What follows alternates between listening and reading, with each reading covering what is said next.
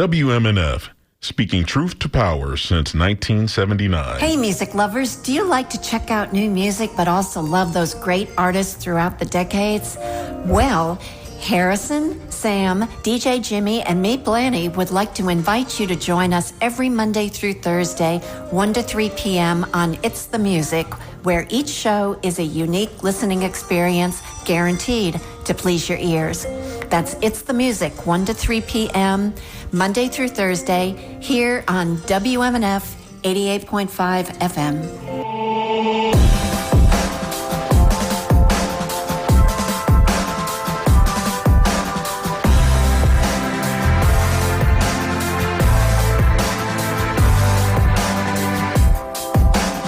Thank you for tuning in to WMNF Radio 88.5 FM. This is the public affairs program called Community Speaks, and I'm your host, Patro Mobili.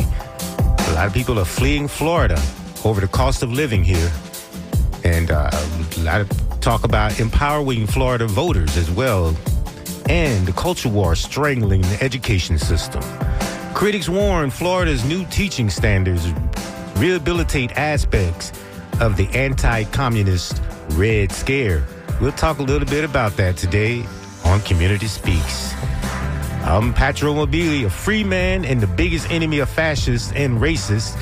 And I want to also keep some focus on the self-dealing and self-enrichment going on with the POTUS in the aftermath of New Yorkers electing Zohran Mamdani, a self-described democratic socialist. The Republicans have been trying to smear him with their historically inaccurate lies about socialism. This is all part of the propaganda the far right has been using to mislead voters and divide people. POTUS has for months slammed Mamdani, falsely labeling him as a communist and predicting the ruin of his hometown of New York if the Democratic Socialist was elected. He was elected. POTUS also threatened to deport Mamdani, who was born in Uganda and became a naturalized American citizen, and to pull federal money from the city. Mamdani rose from an obscure state lawmaker to become a social media star and symbol of the resistance against Trump during his mayoral campaign. And POTUS indicated Sunday, though, that he plans to meet with New York City's mayor-elect Zohran Mamdani and says they'll, quote, work something out. But POTUS has for months slammed Mamdani, as I said, falsely labeling him as a communist and predicting the ruin of his hometown. But Republicans have tried to downplay the beating they got earlier this month in the election that saw Democrats gaining.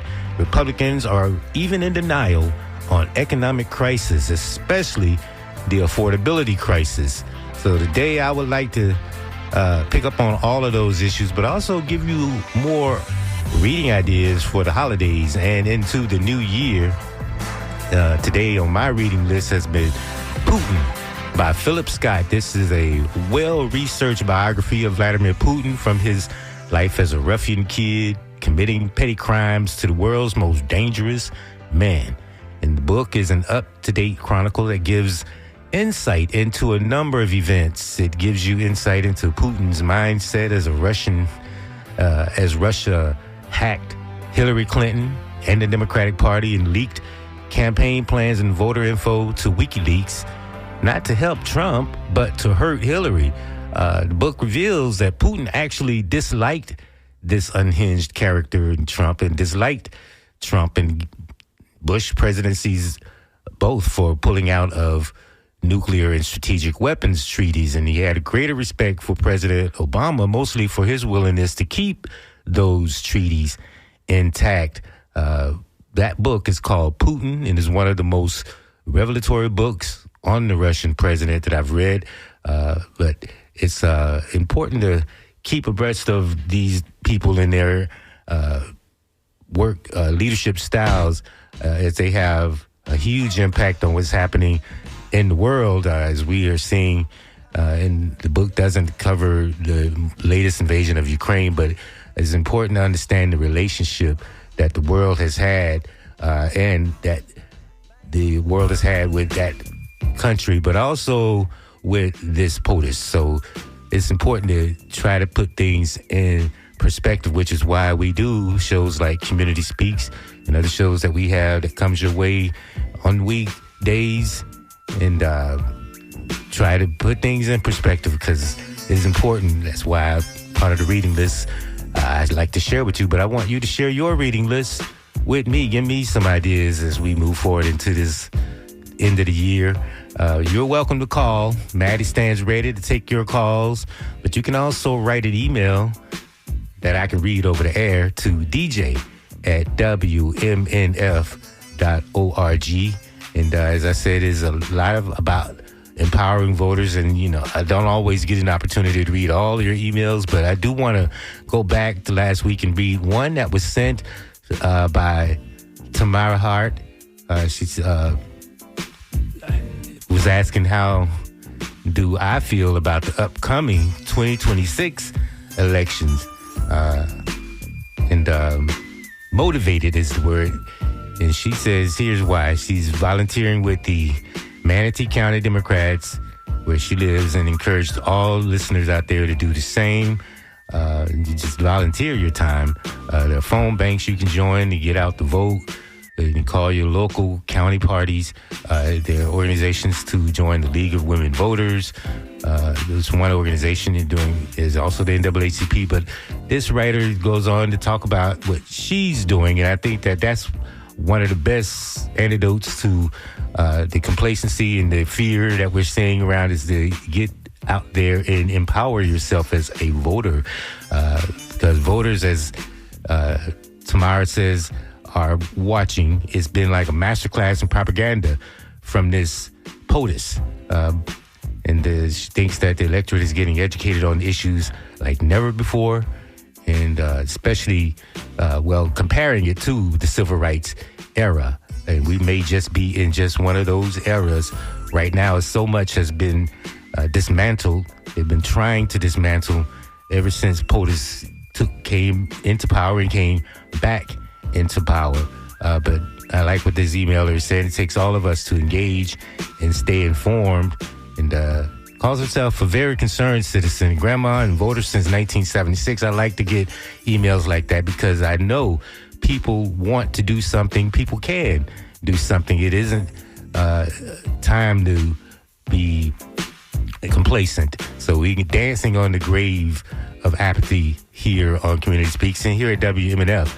But there's so many issues in the state that we have to put into perspective at the same time, given that this party, the Republican Party, are using this culture war nationally, in state, and in the states.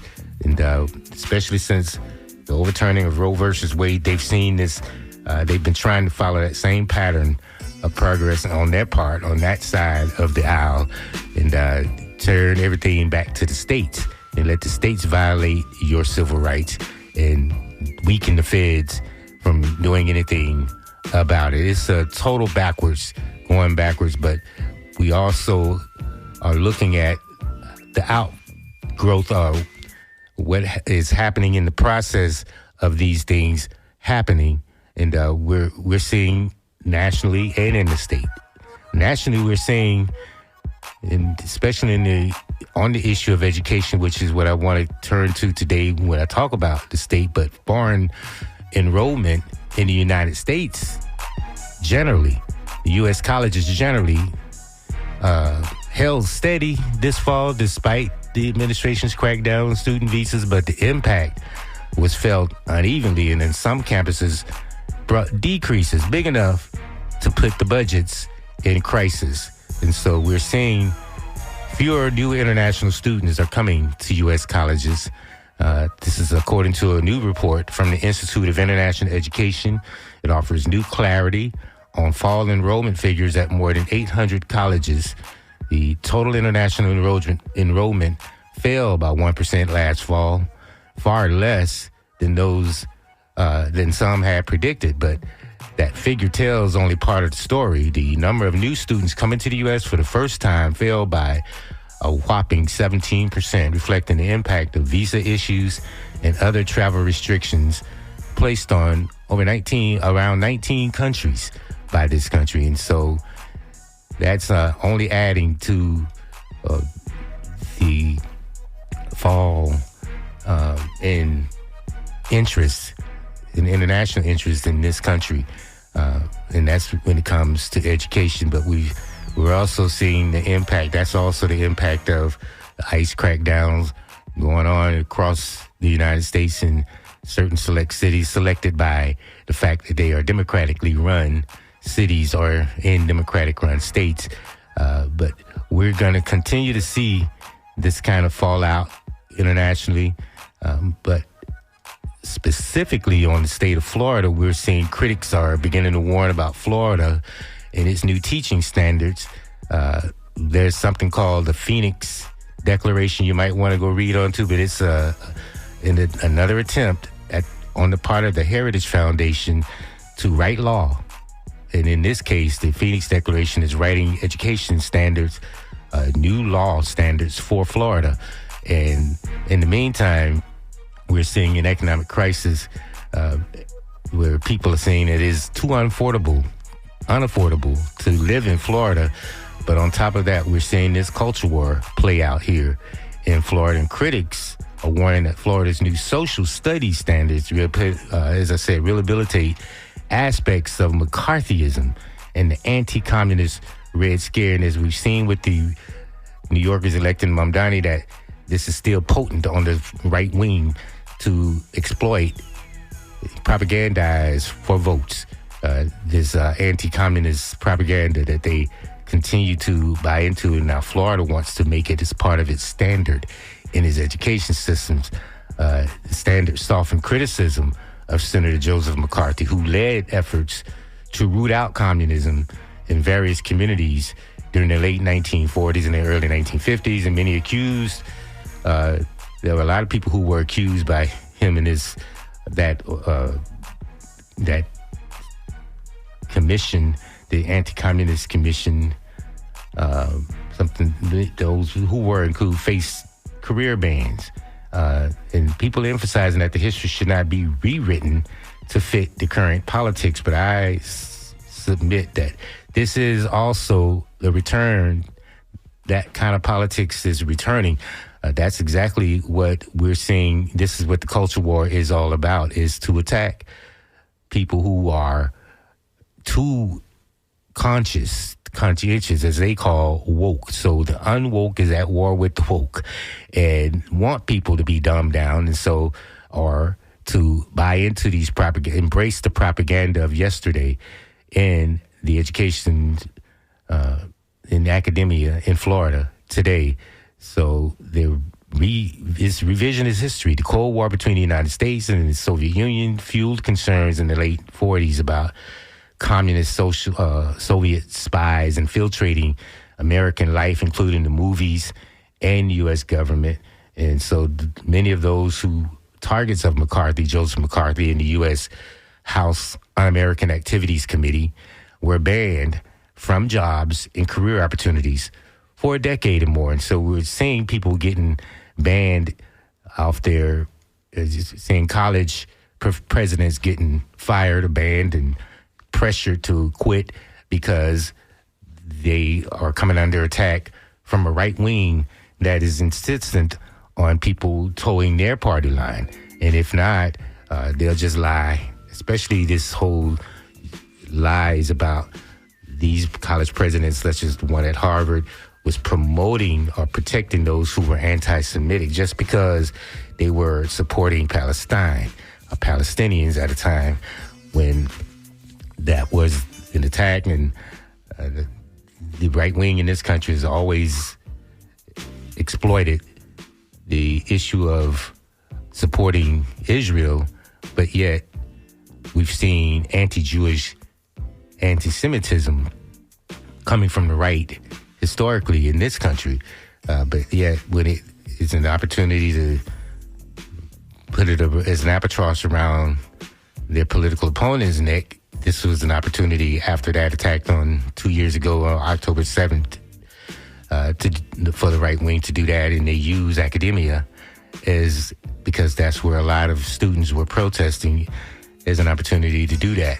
And what we're seeing in terms of the softening of standards, when we talk about anti-communist, what it was called the Red Scare, Florida is going to start teaching it as a way to soften its standards in its criticism of Senator Joseph McCarthy and what has become known as McCarthyism, and forcing people to come sit in front of Congress and explain themselves and explain their ideas. But we're seeing that from the right now, but you come and ask them to explain themselves. They stonewall and demand not to answer any questions. And in fact, we saw Pam Bondi, who has been selected as the Attorney General for the United States, acting like a personal attorney for the president. And whatever he says, if he says to go and investigate Democrats as a way of getting people's attention, deflecting attention from himself, that's what he demanded that she does now, and start in terms of the Epstein files, where victims were probably teenage girls of the rich and powerful men who had their way with them just by paying Jeffrey Epstein. Those files are probably going to be released now that the president claims he cares about that. They can release them, but how redacted will that be? And as I said, this is a repeat of the type of propaganda and smearing of people that we saw during the McCarthy era. And it is going to be a disservice to the education system of Florida if it starts to try to soften that criticism of that time. And clearly it's because they want to repeat that history in this time. But I do want to hear from you. It's 12:23, and this is Community Speaks. So Maddie stands ready to take your telephone calls so that you can speak, or you can write me, dj@wmnf.org. You could call us 813-239-9663, 813-239-9663. And so many people are responding to the idea that people want to leave Florida because it's becoming far more unaffordable to stay here. But a lot of people have been complaining about the culture wars here, causing them to want to leave as well. So we're going to continue to talk about that. And one person that I've talked to on a number of occasions here on Community Speaks was David Kotak of the Kotak Report. They've been writing about Florida and what the economic crisis that we're facing here has meant and how that's playing out right now. And in the middle of this culture war, there is an economic crisis, affordability crisis here in Florida. People are saying that they've moved here. And I'm sure that a lot of these are not the rich who came here to register as Republicans and give this state a red color as opposed to a purple color. A battleground state is no longer a battleground state between red and blue. It is now a solidly red state.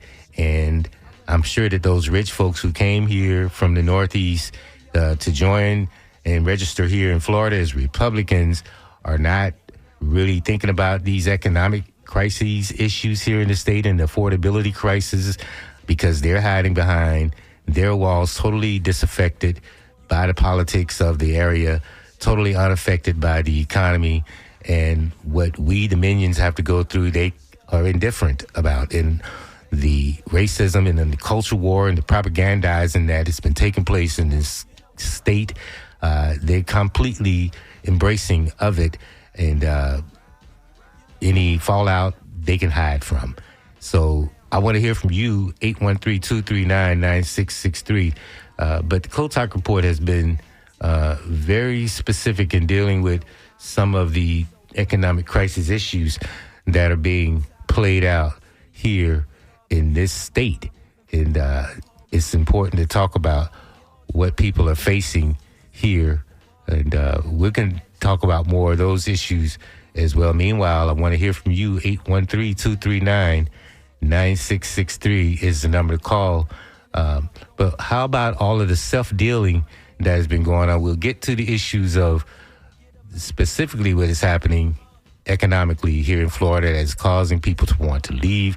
But what about all of the self-dealing, especially with this anti-communist fervor that we're hearing after Mamdani's election in New York, in talking about the fears of government-run businesses and state control of businesses and stifling free enterprise and free trade and free markets.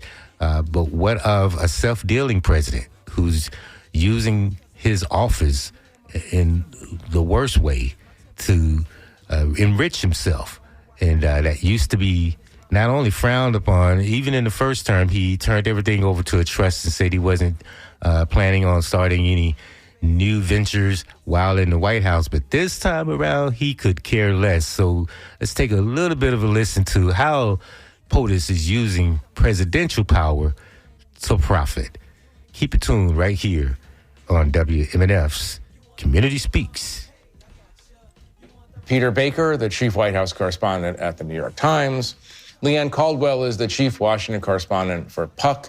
And Stephen Hayes is the editor of The Dispatch. Thank you for joining me. I want to read you all something that my colleague David Frum just wrote about Trump and his relationship to corruption. Quote, "Nothing like this has ever been attempted or even imagined in the history of the American presidency. Throw away the history books, discard feeble comparisons to scandals of the past. There's no analogy with any previous action by any past president. The brazenness of the self-enrichment resembles nothing seen in any earlier White House. This is American corruption on the scale of a post-Soviet republic or a post-colonial African dictatorship." Peter, agree? Disagree? Is there any precedent for what we're seeing in American history? No, I mean, there really isn't. Nothing comes close. At this point, no. There have been presidents who have monetized the presidency on some level or another, used it to benefit their family businesses or whatever. Certainly, there have been family members who tried to trade off their famous president. That happens more often than not. It happened in the last administration. Let's face it, Hunter Biden certainly traded off his father's name, but it was penny ante compared to what we're talking about now. Even if you believe all the worst allegations against Hunter Biden, it would be a tiny fraction of what we're seeing now in terms of the scale and scope of this billions of dollars. Literally, this cryptocurrency thing alone, his family and businesses have got $320 million in fees just in the 4 months since he started it for creating nothing, by the way. I'm not much of an expert on crypto stuff, but it seems to be you don't actually have anything. There's no actual tower. At the end of the day, it's just this coin. And he's already made hundreds of millions of dollars. So now the question is, what does that do in terms of policy? That's the next question. You can certainly make some connections, right? The guy who shows up at this crypto dinner, Justin Sun, just had the SEC say, we're going to pause our fraud case against him. So he comes back to the country where he hadn't been in a couple of years after paying tens of millions of dollars for this crypto coin that he's bought. Is there a direct connection? It doesn't look good, obviously. And that's the problem with conflict of interest. Even if you're doing everything on the up and up, the appearance usually makes most presidents say, let's not do that because it might give the wrong impression. Trump has no problem with this. Peter, you're giving me the impression that you have not yet purchased the Washington Week meme coin. I'm looking for the discount. I don't know if we're going to see you back at this table. Yeah, I don't know if we're going to see you back at this table. Leanne, it's interesting. Like in Watergate, by August of 1974, Republican leaders, House and Senate, bring Barry Goldwater with them as top cover to the White House, tell Richard Nixon, your support is evaporating across Congress. Democrat, obviously, but Republican as well. By the next day, Nixon resigns, even before, impeachment. Something remarkable has changed in Washington. Maybe it's a tribalism, maybe it's fear. But where is Congress on all of this? As Peter points out, Republicans were very activated by Hunter Biden's activities. No activation here whatsoever. Yeah, remember they were trying to impeach President Biden because of Hunter Biden's activities. Yes, Republicans are completely silent about it. In fact, there's legislation on the Hill in the Senate right now called the Genius Act, which is about crypto, that was stalled for several weeks because once this crypto news with the president came out, Democrats demanded that there be some constraints on the administration when it comes to deals like this. this. They never reached an agreement, and this bipartisan legislation is moving forward without those constraints on the administration trying to rein in and make some of this maybe not illegal, but some guardrails around it. But another thing is the president is immune from any sort of repercussions other than congressional impeachment, right? The Supreme Court has already ruled that the president cannot be charged with anything. And Republicans do not have any motivation, political or any way, to break with the president on this. This is not something that they think is worth getting in front of the president on. Can I ask you this, though? I mean, and I know this probably will sound naive to you, but you said they have no political motivation, but what about just being shocked ethically or morally by this kind of brazen business dealing in the White House? So, yeah, you think that is how it should play. You talk to people all the time, and you talk to them privately as well. Is there any private anxiety about this, private anger? I mean, privately, they're like, yeah, this isn't great. Publicly, you see some who say, you know, well, we would prefer if it wasn't like this. Like Senator Josh Hawley is one of those people who has said something publicly, but they're not willing to do anything about it. And let me flip the question around, because even the Democrats aren't really making this much of an issue. And the reason they're not talking to Democrats is, first of all, the flood the zone thing is absolutely working. They can barely keep up. But also, Democrats are telling me, look, everyone knows that Donald Trump is corrupt. It is already baked in what people think about him. They also think that all politicians are corrupt. And so this is not a political argument that works right now. And so they are trying to refocus everything on chaos, on how Donald Trump is not helping inflation and costs and not helping your pocketbook specifically, because they found that people just don't really care and respond to the corruption. I guess one of the things I'm surprised at, Steve, is throughout American history, there have been consequences for this kind of self-dealing, right? Whether it's Ulysses S. Grant, whose reputation suffered because of a corruption in the cabinet, Warren Harding, the Teapot Dome scandal, up to Watergate, obviously, and more minor incidents. This seems completely novel in American history. How do you explain the fact that no one seems to care? Yeah. I mean, I think, you know, what you read from David Frum was accurate. I agree with Peter. This is unprecedented. And, you know, during the first Trump term, I think too many of our colleagues said things were unprecedented that weren't, in fact, unprecedented. This is truly unprecedented. We haven't seen this before. And I think one of the reasons that there's not more outrage is Leanne's last point. There's a general sense, certainly on the Republican side, rank and file Republican voters believe that everybody does this. This is what's been going on in Washington. Remember, Donald Trump ran and he was going to drain the swamp. This is the way that people perceive Washington working. And Trump just does it with he's a little bigger, does it with a little more flair. He's a little more aggressive. Right. And I think that's how you get Republican voters who can rationalize this, having talked to some of them about it. And in Congress, you know, I think there's a divide on the Republican side. You have the sort of hardcore MAGA supporters who say, this is great, I'm glad he's doing this, I don't care, this is what everybody's done all along. And then you have, I'd say, a quiet majority who thinks it's awful. And they will tell you it's awful off the record or in private conversation. But they don't love it. They're not going to step up to do much about it. Yeah. Are any of them, not to be overly cynical now, are any of them making money on any of this? I mean, that's a real question, I think, when, you know, and it's a question about the tariffs and what he's doing with the tariffs every single day. I mean, if you know that these things are coming, he announced he wants to now double the steel tariffs. Suddenly, people weren't expecting this. But if you knew that this was coming and you could potentially place bets that way, it could be profitable. Well, and that's the thing, right? The president may be immune for actions that are officially, you know, part of his job. People around him aren't. And normally administrations, in fact, fine, you mentioned a couple of examples where presidents themselves didn't get in trouble, but the people around them had done a lot of things. Well, we don't know, right? Is somebody playing the market here? If they know the president, as you say, is going to say something and it'll tank the market, or the other way around, you could time it. There's no regulation right now. There's no regulatory authority right now that seems eager to look at that. Why? Well, I want to come back to that point in 1 minute, but Steve, I want to ask you a question about the foreign entanglements Yeah. here. It's one thing to have this guy who's like, got pardoned because of some securities thing, or some of these other characters who make donations to his campaign. But it's quite another thing to get into bed with Middle East autocracies, communist nations, communist governments from Asia.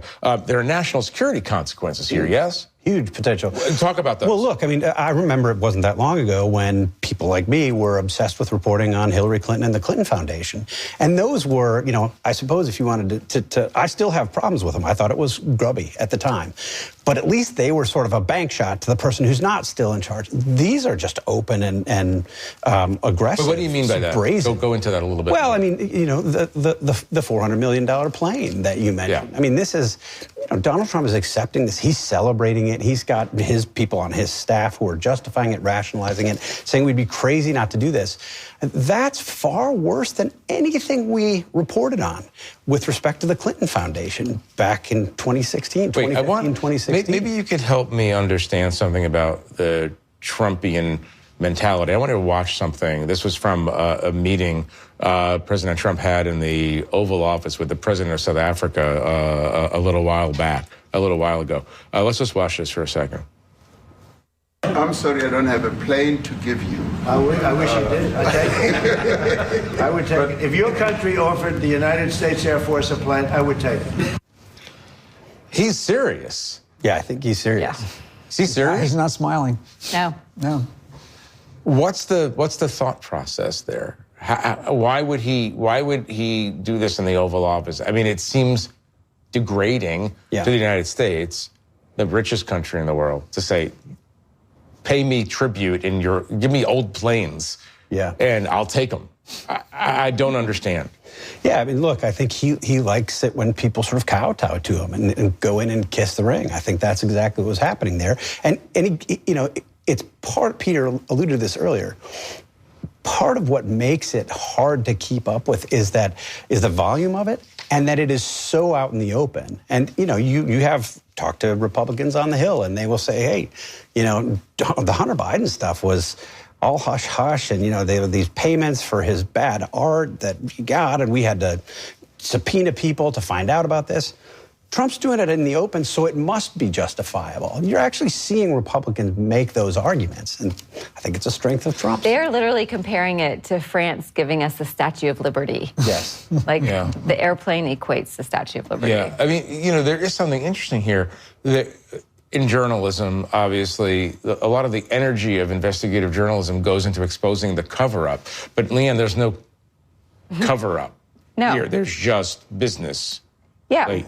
Business that would have been considered scandalous in any other administration. And when Donald Trump Jr. goes overseas to help ink these deals, they're very open about it. And there are no investigations on the Republican side into this. There are a couple letters and inquiries from the Democratic side in Congress into this.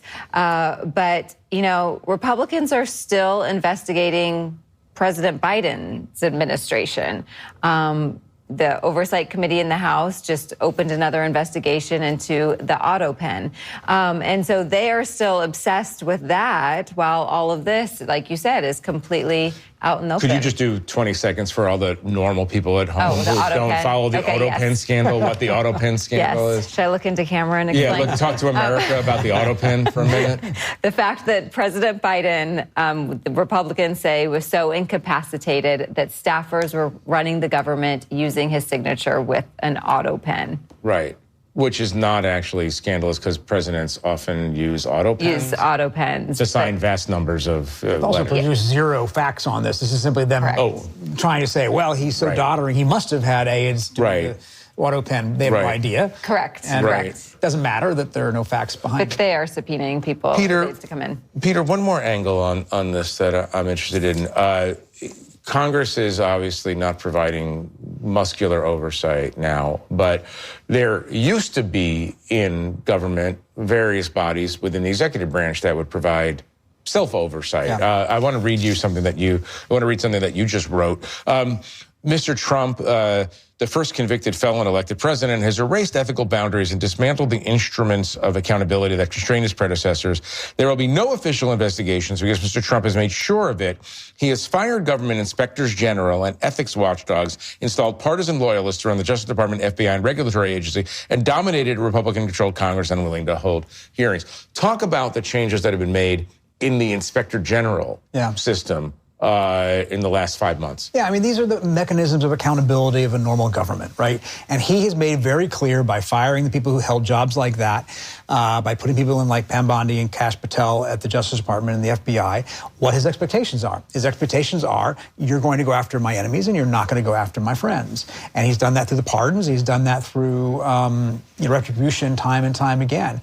What happened in his first term when a special counsel was appointed by his own deputy attorney general, and he then spent the rest of his term and ever since then, lambasting Rod Rosenstein for doing that, for appointing Bob Mueller to look into things. That is not going to happen in this term. And that's what's so different. Like under Reagan, when they investigated people in the Reagan administration, under Clinton, when they investigated people in the Clinton administration, there were multiple special counsels. Anytime you had a cabinet officer or somebody in there, even the president, do something that was questionable, there was this expectation that you would have a Justice Department appoint special counsel, independent counsel, whichever the structure they used, because you didn't trust the government to investigate itself. And people wanted to have, independent investigation. There's no expectation that that's ever going to happen in the next 4 years. And he fired the special counsel and put him to place an ally into the special counsel's office, who's only, I think, out of law school 3 years. So there was a system here. There's a system deliberate. that will never be used under the next in this administration. Right. Yes. So that was talk about how the presidency is being used, how POTUS is using the presidency for self-dealing, for enriching himself, expanding his global empire. And so we were trying to uncover some of the conflicts of interest and self-dealing in the executive branch and how much this president is profiting off the presidency and why nobody is doing anything about it. Or I guess, as they kept pointing out, it's overkill. It's just such saturation right now of corruption. It's hard to know where to begin. But 813-239-9663 is the number to call if you want to talk to me here on Community Speaks. And we're going to turn my attention more forthrightly to Florida and the economic crisis here. Go ahead. Mark from Sarasota, you're calling. You say what? Hey, thank you for taking my call. I wanted to comment. You were talking about anti-Semitism earlier. Yeah, I mentioned it. I think there's a big problem with that term, and I'll tell you why. According to Wikipedia, the Semites of this world, they used to be classified racially, but now they're defined as people who spoke Semitic languages. Yeah. And in that group, you have the Phoenicians, the Akkadians, the Arabs, and the Jews. Now, Phoenicians and Akkadians are no longer with us, so it's just down to the Arabs and the Jews as Semites. Mm-hmm. Somehow, the term anti-Semitism has now become used as being anti-Jewish. You never hear of somebody, at least in American parlance. But the fact is that amongst the Semites of the world, 480 million are Arab and 16 million are Jewish. And if you're an anti-Semite, that means you're against all Semites. But yet we use the term anti-Semitism only to refer to Jews. Right. That's so true. I'm making just a plea that when we speak about anti-Jewish sentiment, that we use that term anti-Jewish, because I think the term anti-Semitic is a canard. Yeah, and I think you're right, because there was some Palestinians who were making that very argument at a time it was being used against them. Anti-Semitism charges were thrown against them in those college campus protests. So, yeah. And if you were a true anti-Semite, you would be against Jews. You'd have some sort of but you would also be against Palestinians. Mm-hmm. You would hate Palestinians and Jordanians and Egyptians and all that. But most of when they use the term, they sort of appropriated the term to mean only themselves. And I think it's a propaganda ploy that does great damage. Yeah, well, we'll talk more about that, Mark. That's a good point. Thank you for calling. Thank you. Bye-bye. I know. And turning attention to Florida, of course, the campus protests took place here as well, but so much else is being happening in academia, Florida's new teaching benchmarks were prompted by a law signed by the governor in 2024 requiring instruction on, quote, the consequences of communism to prepare students against indoctrination in higher education. But it sounds like that's just projecting, because the Phoenix Declaration is Christian indoctrination through and through, and they use the word fad, F-A-D. They're not going to allow teachers in any grade level or at the university level to teach fads, whatever that is. They never really go into detail as to what they thought that was, because I guess they wanted the declaration to be as benign sounding as possible. But there's a lot of danger in what's happening in Florida, in being its takeover by Christian nationalism and the disappearing of diverse peoples in other cultures, and there's no commitment to equality at all when it comes to that here in Florida. But what we're seeing with the consequences of communism, it is leading us to even further propagandizing in our educational system here in the state. One member of a state board of education said, tried to point out that it is our responsibility to make sure future generations can thrive and they learn how to think, not what to think. And that's the charge that a lot of critics have thrown at Florida ever since these standards started coming through, this, especially with the Phoenix Declaration, but with the softening of the teaching of anti-communism attempts on the part of McCarthy, Joseph McCarthy, and the whole McCarthyism that took place in this country. They're forcing people children here in Florida, not to learn critical thinking, but to be told what to think, not how to think. And so that's a criticism that we're going to have to deal with here in Florida if moving forward after what we're seeing happening from this governor in this legislature. The move follows the Republican-controlled legislature's designation on November 7th as Victims of Communism Day in Florida's public schools. So on November the 7th, that's what they were doing in schools. And it's included at least 45 minutes of instruction on figures such as Mao Zedong and Fidel Castro. Who knows what in the world they were saying to children on that day. I love for teachers to call in or students to call in and tell us what this actually sounds like in a Florida school, as Florida Man and Florida Man legislators have pushed this propaganda on the rest of it. Under the new standards, Florida's teachers should instruct on efforts by anti-communist politicians such as McCarthy, the House Un-American Activities Committee, President Truman, and President Richard Nixon. These teachers are instructed to identify propaganda and defamation used to delegitimize anti-communists. And so this is all political on the part of the powers that be in this country. And as I said, we're going to talk about some of the economic crisis issues that these powers are ignoring. And so we're going to go back to the telephone lines to hear what more of you have to say about these issues. I'm going to go to St. Pete and see what Terry has to offer. Thank you, Terry, for calling Community Speaks. You say what? Yeah, man. Thanks for taking my call. I've been trying to call in on the Sunday forum, but I got to work and I don't have a whole lot of time to hang on the phone, so I really appreciate that. And that's, I think, the crux of WMNF, so I really appreciate it. So I just wanted to pick up on the last caller who talked about anti-Semitism. Have you done any research about the original inhabitants of Israel? Of course, yeah. But they're not Israelis. They were another race of people, ultimately, that inhabited that area. Mm-hmm. Are you aware of that? Yeah. Palestine. Well, I can't remember the name of the. Do you remember the name of the people? They were. I think it started with a G, but I'm not positive. I think it's on. I'm not exactly sure what you're getting at. When the land was designated at the time by the imperialist British at the time, they say it was a mandate for Palestine, so it was simply known as Palestine before 1948. Yeah, but I'm talking about the ancient inhabitants of it. It's kind of like the American Indian. It's like there was an ancient inhabitant race. Yeah, way back. Like we had the American Indian, right? Mm-hmm.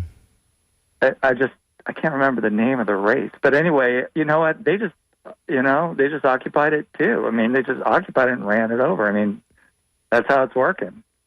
We know that the Greeks came and occupied the Middle East and to some extent, but, it was called Judah at one time. So it's interesting. We'll have to get back to that. But I want to go and talk to Eduardo here in Tampa, who's talking about choice of residence, I guess, which is about people leaving or coming to the state. Thank you, Eduardo, for calling. Yeah, thank you for taking my call here. There's an article here, and it mentions the thing about foreclosures, but you can already imagine what that's all about. But I wanted to think positive here. What could help Tampa? And I'm right now in downtown Tampa. I think it needs to pick up as far as commercial-wise. We need to bring things like the Bright Line, the Tampa Bay Rays. All that stuff, I think, is going to help business and our city kind of like get some of those people, even some of the transplants from my city like Chicago and New York.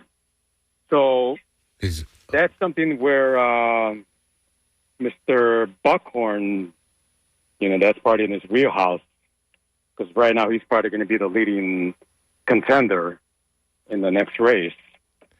I mean, as long as you're talking about affordability, though, I mean, you could talk about bringing in Bright Line and inviting businesses to come here, but are they coming here to for cheap labor, for cheap land? I'm not exactly, or, is it too expensive? Is it expensive land and that's going to be passed on to consumers or taken out of workers' pay? I think that, there has to be, everybody has to be brought along when it comes to development, and that especially includes the workers and what their standard wages are in this state. Right. And obviously the tariff thing can improve, because a couple of things they mentioned on there was Canadians and then obviously building costs. So right, and that's the other end of that. Workers for construction as well. That's being inundated by the deportations. Yeah, self-inflicted wounds. There you go. There's a couple examples right there. Yeah, causing the out-migration. Thank you, Eduardo. Thank you. Like I said, the Kotak report, I like to talk to them every now and then for economic analysis, and they've been writing about these issues here and as it impacts this state. And out-migration is one of those main issues. One of the local headlines they point out is a quarter of Florida residents seriously contemplate leaving the state because of the high cost of living. And this is a major problem, especially if you're talking about development and inviting more development. Or are they going to just be exploiting the working classes here if the people are already saying that the cost of living here is too high? And clearly there's a correlation with wages, with income. And so if most Floridians don't have a bright view of the U.S. economy, just 12% said it was excellent and 29% said it was good, compared to 32 who said it was fair and 28 who said it labeled it poor. That's about 50-50 really. But it's going to be daunting if you're not dealing with a ruling class that even thinks there is a crisis, don't even think there is a problem, and see out migration as just more room for the people that will vote for them, and not seeing it as crisis, as an economic crisis issues. But we're losing people, working class people from this state, while the rich continue to move in. And in the meantime, real estate is also seen as another issue that's causing a downward trajectory. They said that real estate prices are accelerating. In some places, the downward trajectory of real estate prices is accelerating, they're saying. So this is a personal example. There's one Sarasota front condo to a flipper who just buys houses to flip them, but 2 years later, he still owns it. He was not able to flip it. And in fact, is probably going to start renting it out, which means he's going to charge exorbitant rent to try to remake the money that he lost buying it in order to flip it. And a lot of the reasons why people are leaving is a little harder, but a lot of the businesses who are here say they worry about the fact that the people who normally visit the Florida, who are normally tourists here, are not coming. People from Canada are not coming. They say the Europeans are not coming right now. Neither are South Americans. And if you know, that has to be related to what they're seeing in the streets with ICE raids going on. People don't want to be mistaken for someone that's going to be snatched, because we're living in the era of the body snatchers. But there's so many reasons why the Kotak report. So I recommend looking at that. We're talking about a lot of the immigrant workers in the construction labor force here in the state. This is a major piece of the problem here in the economy of this state. But we've covered quite a few things. We're out of time. It seems like it's just as soon as it gets started, before you know it, comes a time that I got to say so long. But, of course, up next, we're going to get back to the music with It's the Music Monday with Blaney Whalen, bringing the music back to the airwaves for the day. But first, we're going to get news update from the Scoop. That's locally produced news from our illustrious newsroom. But I do want to thank you for all of your calls and emails. I want to thank Maddie for taking the calls, helping me out today, keeping it professional. And so we're going to continue to read these emails, and we'll probably make mention of them in the coming weeks, as I did today. So keep them coming. I'm looking at some of them right now. So we're going to get back to, there's so many questions to raise. I don't really have time to read the emails on the air right now, but I'm seeing them and they're making wonderful points. We're going to continue this conversation, especially the conversation on anti-Semitism. That's an important conversation, and we're going to continue that. But we're going to talk about the economic crisis issues in the state and on this country, on this globe, that is being fueled by the tariffs. And we're going to continue to assess what is happening politically and keep them honest and keep ourselves informed and keep the misinformation out. So thank you for joining me. That's my time. And I'm going to continue to share these stories, these issues here on Community Speaks that comes your way every Monday. I also will see you on Sunday. But right now, keep it tuned as we take a listen to get back to the music. Take a listen to more news from The Scoop. This has been Community Speaks here on WMNF Tampa.